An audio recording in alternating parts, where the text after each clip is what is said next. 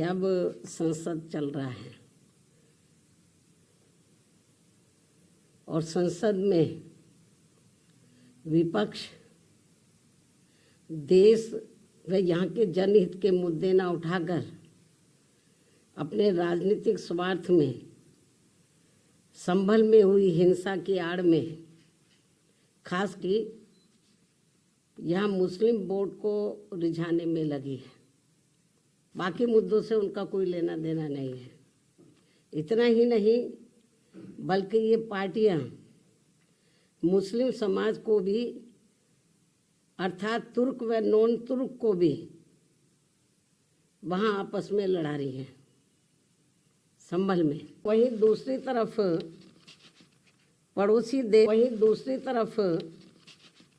पड़ोसी देश बांग्लादेश में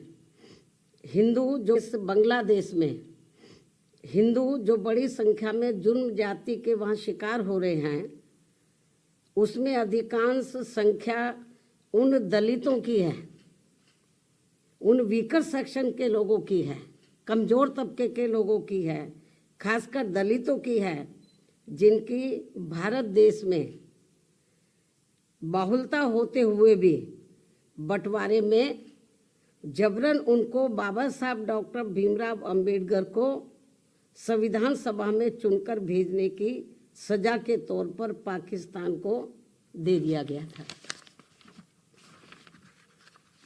इस प्रकार बाबा साहब डॉक्टर भीमराव अंबेडकर संविधान सभा में बंगाल के जिस जैसोर खुलना क्षेत्र से चुनकर आए तो उसे हिंदू बहुओं में भी अधिकांश संख्या वहाँ वीकर सेक्शन की थी, जिससे फिर बाबा साहब डॉक्टर भीमराव अंबेडकर वहाँ से इस्तीफा देकर भारत वापस आ गए बांग्लादेश से।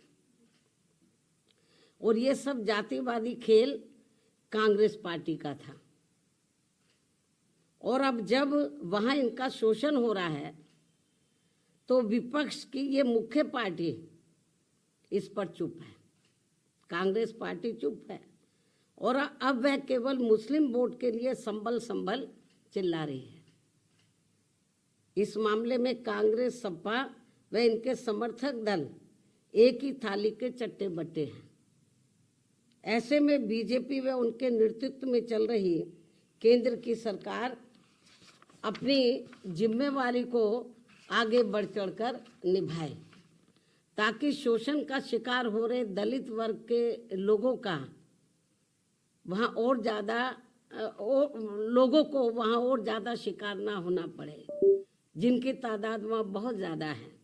या फिर कांग्रेस की इस गलती का जो अब वहाँ दलितों को नुकसान उठाना पड़ रहा है, तो उन्हें वहाँ की सरकार से बातचीत करके भारत में वापस लाया जाए। इसके लिए हमारी पार्टी आपकी बहुत बहुत आभारी होगी। केंद्र की वर्तमान भाजपा सरकार की बहुत बहुत आभारी होगी। वरना फिर दलितों के मामले में कांग्रेस में बीजेपी में हमारी पार्टी कोई अंतर नहीं समझेगी। अर्थात दलितों के प्रति अपनी संकीर्ण जातिवादी मानसिकता के तहत बंटवारे के समय में जो कार्य उस समय कांग्रेस पार्टी ने गलत किए हैं, तो उन्हें अब जरूर सुधारा जाए, जिसकी वजह से खासकर दलित वर्ग के लोग अब वहाँ बहुत ज़्यादा जुर्म जाति के साथ ही अब मैं अपनी बात यही समाप्त करती हूँ। धन्यवाद।